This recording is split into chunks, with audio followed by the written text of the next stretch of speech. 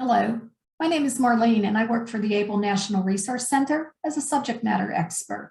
And today I'm sharing the newest tools in our toolbox of resources to help you to understand an ABLE account, our 5 new decision guides. The decision guides are interactive tools on a variety of subjects to help you with decision making as it relates to establishing and using an ABLE account. There are multiple ways to arrive at the decision guides as your destination. So just like when you leave your home, maybe or perhaps to visit the grocery store, there may be 2 or 3 or more routes to get there. And with the decision guides, we'll look at 3 routes, but it's important to know that our website is updated frequently and there may be more routes added to get to the information you need.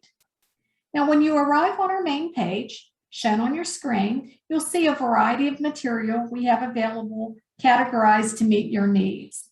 Now we're going to look at 3 common routes to arrive at the decision guides. One route is to scroll down on the main page, and we're going to scroll down, and we'll see under Stay Informed, the decision guides. If we click on Read More, we'll be brought to the guides. But I'm going to scroll back up and point out a second resource, which is the magnifying glass in the upper right-hand corner of the main page. You can type in decision guides, or you can type in whatever it is you're looking for to be brought to a list of resources. The third way is through resources. And if I click on the resources, I see the second selection is decision guides, and that's where I'm going to click. We'll explore the decision guides through this resource link to them. Again, the guides are interactive pathways to finding additional information or the answer to your specific question on your topic. Now the guides are here. There's 5 guides currently, but we are in the process of adding additional guides. The first guide is, Am I ABLE eligible? And how do I open an account? And if you have questions surrounding this topic, you would click on View More. The second is finding the funds to save in an ABLE account. And again, click on View More if that's a topic you're interested in or you need more information on. The third is determining whether something is a qualified disability expense. The fourth is understanding ABLE account savings and public benefits. And the last is ABLE accounts and working with people with disabilities. Now, in each of the selections, you'll find the information you need to meet your needs. And it's you who decides how little information you see or how much information is presented to you on the pages. Now, before we go into one of the guides, I just wanted to mention, it kind of reminds me of when my husband and I go to a doctor's office together when we visit a physician. I have to know everything. I have to know the why, the what ifs, the option, the various treatments, and so on. Whereas my husband wants to know the diagnosis and the treatment, period. He wants just the facts. He wants just the basics. Now with ABLE, we know that there is a lot of information out there, but do you need and do you want all the information, or do you just want the basics? And the decision guides, again, allow you to tailor the information to your needs. So we're going to go in one of the decision guides so that you can see what I'm talking about. So I'm going to first go in, Am I ABLE eligible, and how do I open an account?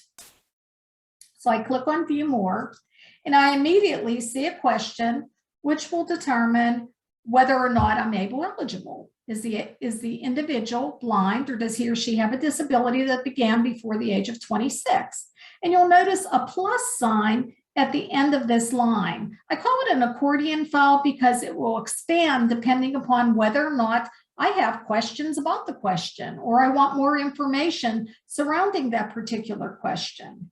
Perhaps I'm not certain whether or not I could qualify if I have a medical condition which began before the age of 26, even though I don't receive a benefit or a disability benefit from Social Security. So I look here, I click on the sign, and it provides me with more information. It also provides me to links, and one of the links is a link to a disability certificate, which I'll need to ask my doctor to sign because I don't receive a disability benefit. But there's additional other information, as you'll see, and additional links as I scroll down. So I can close this box and I can answer the question. And this time I'm going to select no. I don't have a disability which began before the age of 26. I click on no and it tells me I'm not eligible for an ABLE account. But if I restart and go back to the beginning and I say yes this time, I'm saying that I'm presented with additional information.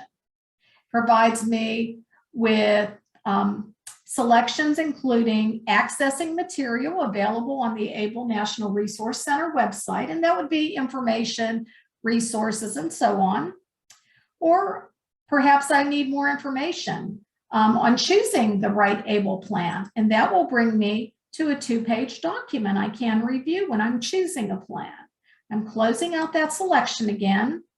And if I have a question on perhaps the ABLE comparison tools, because I'm not certain which plan may best meet my needs, I would click there and I'm presented with additional information again. And finally, completing the online enrollment, and that's completed through the state plan websites. So let's look at perhaps one more decision guide so that you can see the structure of them. Some of them are put together or compiled a little differently. So I'm going back up through resources, going back to decision guides. And this time I think I'll look at finding the funds to save in an ABLE account. So let's click on view more. And I can see here I'm provided with basic information. I'm provided again with a drop down. If I want additional information, it takes me to additional resources again.